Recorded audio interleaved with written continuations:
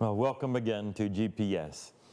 We're just happy that you're here and hope you get a Bible out. I'm Pastor Dan from Garden Grove. If you were here last week, you know that I shared some of my odyssey and journey on the seven trumpets. So we're at Revelation 8 and 9 on through 11 is the seven trumpets. We've invited Vianna Chambers. Do I have that right? Yes. Chambers? And just getting to know her, just sitting here tonight.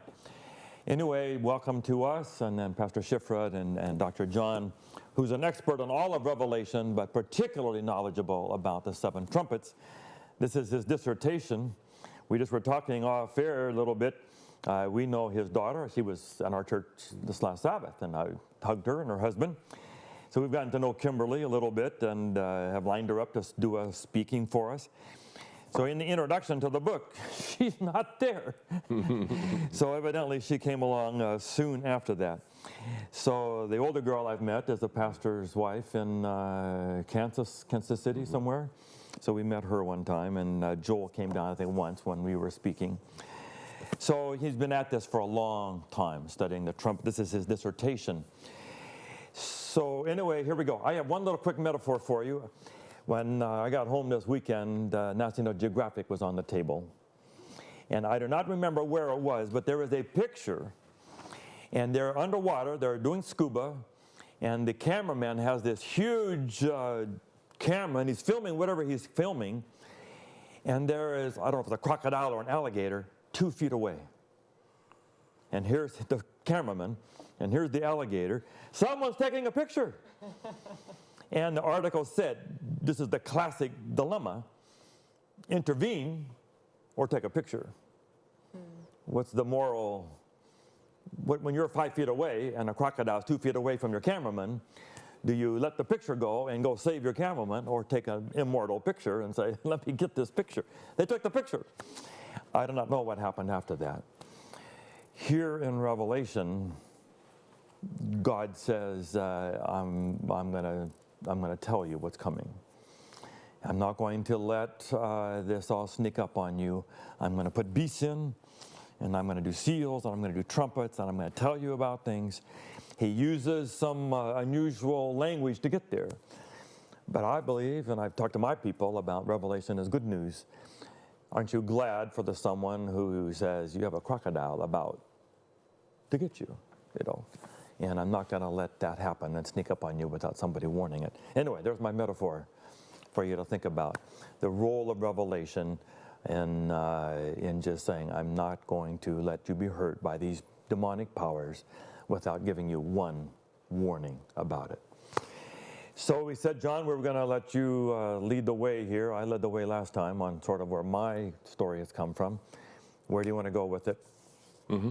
Well, I would say, first of all, that I didn't have much of a problem with most of what you said last week. I think that that's pretty sound theologically, and I think it's actually pretty sound as a description of Revelation. Where you and I differ is I think you're looking at the wrong texts.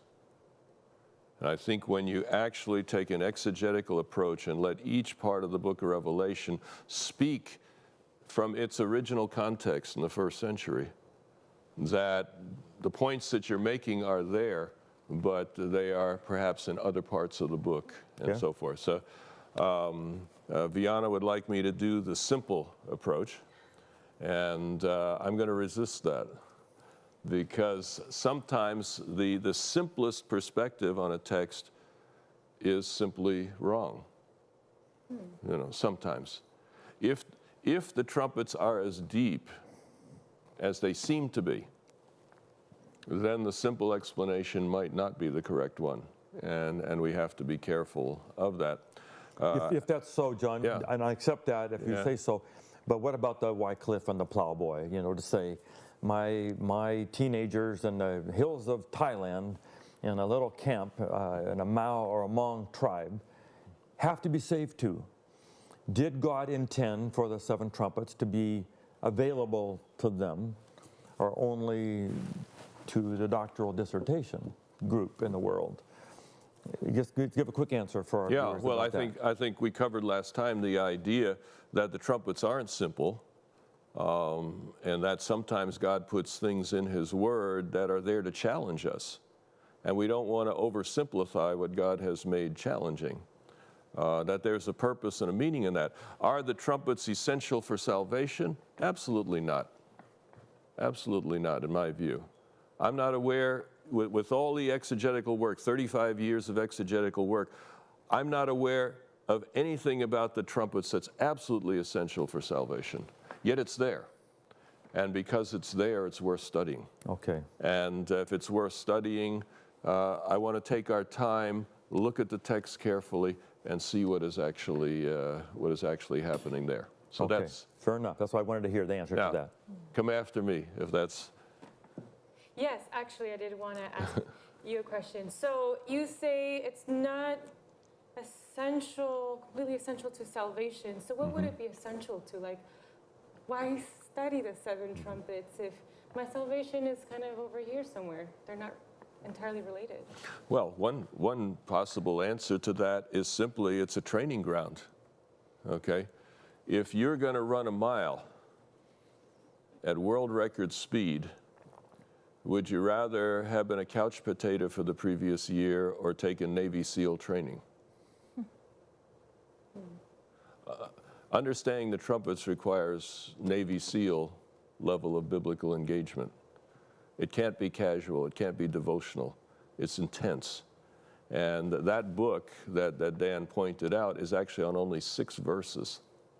It's 425 pages, and because it was that long, I cut a couple hundred pages out. I didn't do chapter 9, which is 21 verses, because it just would have been way too long, you see. So when I actually got into examining in depth what each of these verses is saying, it was way over my head. And the more I understood about it, the more mysteries opened up. So that's Navy SEAL biblical study, okay? And you say, what's the point of exerting yourself on the trumpets? Well, you know, that's a question you can ask me because I did that and continue to do it. But it seems to me if it's in the scriptures, it's worth doing. And the method that will bring a little bit of light out of the trumpets will bring a whole lot of light out of Romans or John.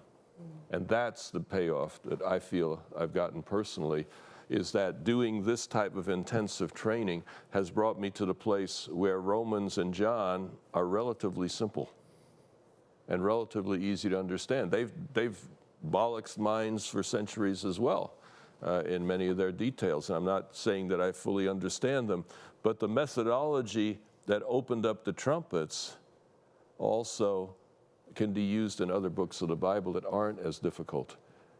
And then, for example, when it comes to salvation, there's a lot of people disagree on salvation.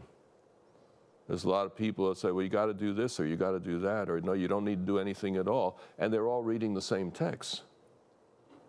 So a Navy SEAL approach to even simpler texts is not a bad idea, because even the simpler texts we can misread if we have an agenda, or we have a history, or we have some sort of a issue with our own personal past, can cause us to see a text in a way that's totally wrong.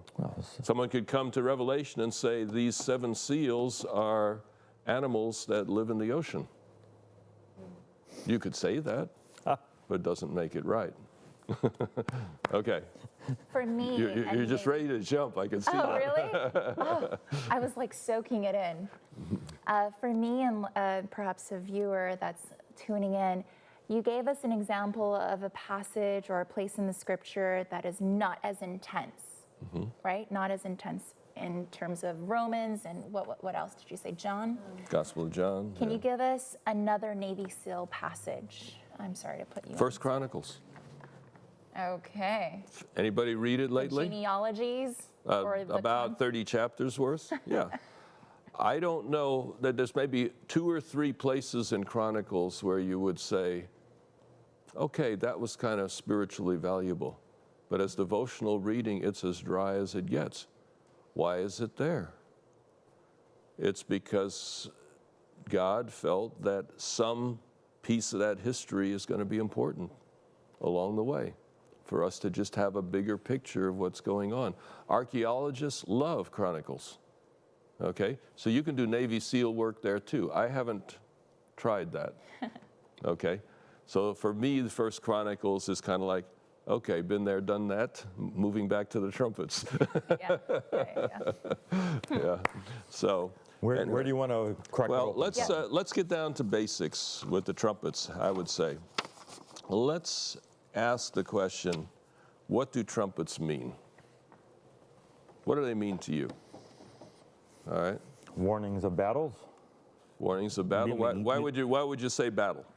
Well, just because where some of the battles were used, they had trumpets at the beginning, and they were announcing that battles were about to begin.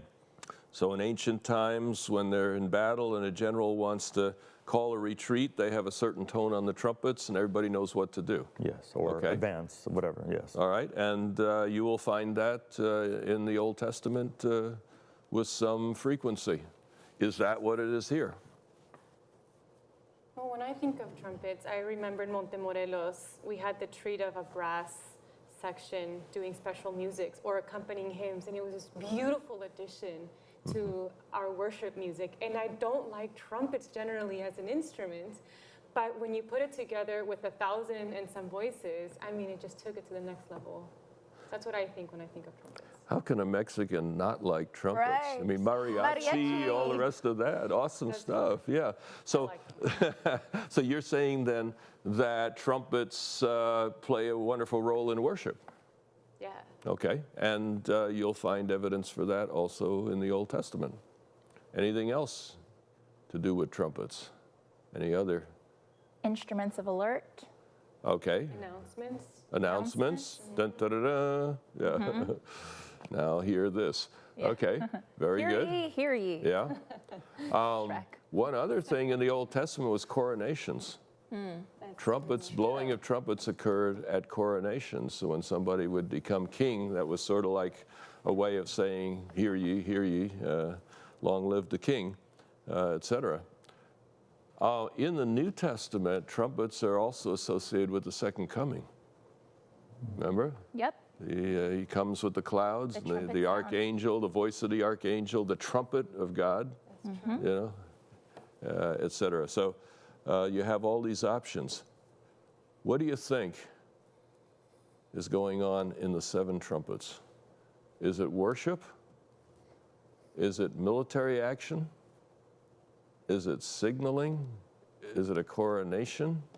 Is it the second coming of Jesus? Why 7 trumpets here?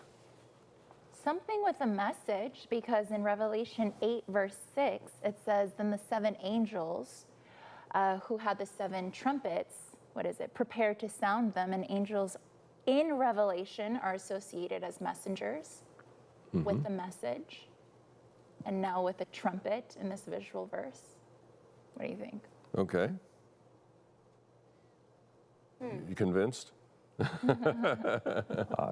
I'll throw out the battle motif. We have the Battle of Armageddon coming and the plagues. And Revelation 12 to 14 between the dragon and the 2 beasts and all the God's side. And these are trumpets sounding warning of the battle to come. Okay. Well, when I took a look at it, there were around 140 references to trumpeting in the Old Testament. By the way, there's 6 Hebrew words for trumpet. So 6 different words. One of them is the ram's horn. You know, that curly thing, the shofar. That's one example. Then there's the silver trumpet, kind of more like what we have today, et cetera. So you have different possibilities. But in the Greek translation, there's only 2 words. And of those 2, only one appears in Revelation. So that narrows it down just a little bit. There's about 140 references to trumpets. The largest number, guess what? Worship. That was a surprise to me. I always thought, you know, the signaling or the military kind of a thing. That's sort of until I did my own study. But I actually looked at every single one of these in the Hebrew, every single one of them in the Greek, and tried to analyze, you know, what is that saying here? What's going on here? So the trumpets, then, worship is like 53, something like that. But what really takes the cake, the big surprise, was the discovery that military trumpets were acts of worship in the Old Testament. Like Jericho, walking around the walls of Jericho, blowing the sound of the trumpet in praise and in battle? Most of the references to blowing of trumpets in battle involve priests. The Levites. There were 7 trumpet priests in the temple. You find that in the Old Testament. You also find it in Jewish writings of the first century. 7 trumpet priests. So that was a standard in the temple. You know, somebody retired, they had to replace them with get number 7 in here again. Let's go to Numbers, because Numbers, I think, is the clearest definition of trumpets anywhere in the Old Testament. And you'll have to trust me, but I have read them all. There's one other passage we could look at, and that's in Chronicles, but it basically says the same as Numbers. So we'll leave it for this. So it's Numbers chapter 10 and verses 8 through 10. Numbers 10:8. The sons of Aaron, the priests, are to blow the trumpets. This is to be a lasting ordinance for you and the generations to come. All right? So, basic truth. In ancient Israel, trumpets were a priestly instrument. They weren't just to be blown by anybody. All right? Now, if you know your Old Testament and you think about a lot of different people blew the trumpets that weren't priests. I'll name some of them. Gideon. I was just going to say. Yeah, you know the Gideon story, yeah. right? they blew trumpets there. Gideon, Jephthah, Joab, Absalom, Saul. What do all these people have in common? Battle. Battles. They were all involved in battles. But remember, priests are supposed to be blowing the trumpets. These are not priests. What all these have in common is they tended to play fast and loose with God. They tended to take into their own hands the fulfillment of God's promises. Gideon, it's a great story, great guy. What does he do afterward? He decides to become a high priest, and he has a garment made, to become priest. He took to himself something that didn't belong to him. He wasn't of the tribe of Levi. Joab, if there's anybody in the Old Testament that tends to take things into his own hands, he was the master of that. Saul, you get the idea, all right? So the references in the Old Testament to non-priests blowing the trumpets are all bad examples. All right, continue the verse here. The priests are to blow the trumpets. When you go into battle in your own land against an enemy who is oppressing you, sound a blast on the trumpets. Who's supposed to sound the blast?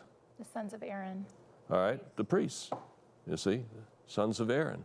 So when you go into battle, it's the priests blowing the trumpets. In Jericho, it was the priests blowing the trumpets. All right? Result, then you will be remembered by the Lord your God and rescued from your enemies. All right? So, what is the trumpet? It's to be blown by the priests. When they blow it in battle, God hears the trumpet and rescues them. Like an alarm clock for God. Like an alarm clock for God. Going to battle. Yeah. I like that. But hang on to that thought. We'll come back to it in a minute. Verse 10. Also, in your times of rejoicing, your appointed feasts and new moon festivals. What's that? Worship. You are to sound the trumpets over your burnt offerings and fellowship offerings. Who sounds the trumpets? The priests. The priests. And they will be a memorial for you before your God. So, what do these trumpets mean? When you go into battle, you sound the trumpets, God will rescue you from your enemies. When you go into the temple and you ask for forgiveness, you blow the trumpet, and God forgives your sins and gives you peace. So what do the trumpets represent? Forgiveness and rescue. Forgiveness and rescue? On its way. Okay. But what is the role of the trumpets themselves? You said the alarm clock. Alarm clock for who? She went like this. For God, right? Who's trying to wake God up? The priests, because they're sounding the trumpet, and then then you will be remembered by the Lord your God. So the priests, in behalf of the people, are calling on God for rescue and forgiveness. or forgiveness or peace or the joy of worship, etc. If you take trumpets as a symbol, what do they represent? Prayer. Covenant prayer. God promised, you go into battle. If you blow the trumpets, I'll rescue you. If you cry out to God. You cry out to God. That's right. That's right. So the trumpets actually are a symbol of prayer. And you combine all the battle scenes with the priests blowing the trumpets with the worship scenes, and the vast majority of trumpet texts in the Old Testament are related to worship and related to prayer. Now that instantly changes the meaning of the trumpets, doesn't it? It does. Up until this moment, we're thinking military, we're thinking battles, we're thinking disasters and stuff. But wait a minute. If the blowing of the trumpets is prayer, maybe what God intended these trumpets to be saying is a little different than we thought. Dan? In Revelation 8, the prayers, the censer prayers and the incense going to heaven, and then the trumpets blow. Exactly where I was going to go next. You realize, Dan, that I've always said the A students in my class are the ones that know exactly where I'm going next. So you did it. We're not the ones that sit in the front. Sorry, Shifra. Okay. Oh, dang it. So you're saying the trumpet Schiffer did it a few sessions before. is a parallel to the prayers going up? Well, let's do that. Revelation 8, 3 and 4. Verse 3 and 4. You see, and I have to tell you, when I started the dissertation, I didn't know any of this. I did not expect this. I was not managing the evidence. I was just saying, what do trumpets mean? Read every single one of these 140 texts and say, what is it telling me? Stack of cards like this. Back then we had 3x5 cards. That's ancient history to some of you. Okay. In fact, when I wrote my dissertation, some of you were barely here, if at all. Anyway, but that's good. The point is I used note cards, 3x5 note cards, and every card was, one text and observations on the text, or it was one comment out of a book or something. Anyway, Revelation 8, 3 and 4. Another angel who had a golden censer came and stood at the altar. He was given much incense to offer with what? The prayers of all the saints. Why did I miss that? Why did I think the trumpets had nothing to do with prayer when it says right in my face? But sometimes you have to dig a little deeper before the obvious becomes obvious. Now, it says much incense with the prayers of the saints on the golden altar before the throne. The smoke of the incense together with the prayers of the saints went up before God from the angel's hand. Now, a question I have. Is this the first time prayers of the saints appear in Revelation? Is this a new thing? Or is this maybe referring to some previous prayers? In the fifth seal. How long? Chapter 6, verses 9 and 10. When he opened the fifth seal, I saw under the altar the souls of those who had been slain because of the word of God and the testimony they had maintained. They called out in a loud voice, "How long, sovereign Lord, holy and true, until you judge the inhabitants of the earth and avenge our blood?" The prayers of the saints, previous to chapter 8, is right here. Didn't you say a minute ago, crying out to God? That's what the trumpets mean, crying out to God. Now, am I just guessing here? Or is there slam dunk evidence that that's exactly what's going on? Just to fine tune the question then. Yeah. The prayers, are they the same as the trumpets, crying out to God, or are the trumpets the response to the prayer? Okay. You're going to fine tune that? Let's go to chapter 8, verse 13. Okay. Because I think that is sort of the linchpin to putting this all together. Okay. And by the way, I didn't invent this. This is all over scholarship on the book of Revelation, that the trumpets are a response to the fifth seal. So that's not something I discovered. The trumpet thing I discovered on my own, the Numbers 10 and stuff. But I did not discover this. This is widely recognized. Chapter 8:13, as I watched, I heard an eagle that was flying in midair call out in a loud voice, woe, woe, woe to the inhabitants of the earth, because of the trumpet blasts about to be sounded by the other three angels. Who are these inhabitants of the earth? Chapter 6, verse 9 and 10. How long will you not judge and avenge our blood on? The inhabitants. The inhabitants of the earth. Yeah. This is the answer to the cry of the souls under the altar in the fifth seal. They're saying, God, how come you didn't do anything? We're suffering here and you do nothing. The trumpets are God's answer to that question. Now, it doesn't settle, Dan, whether it's future or past or in between. And that's okay. I just want to let the text take us as far as it can take us, a step at a time. And all of that may be true. But here we see the context. The trumpets are a response to the prayers of the saints. I would say the trumpets and the prayers and the incense are all the same thing. The trumpets are crying out to God. God's response comes to these prayers, and it is to deal with the oppressors.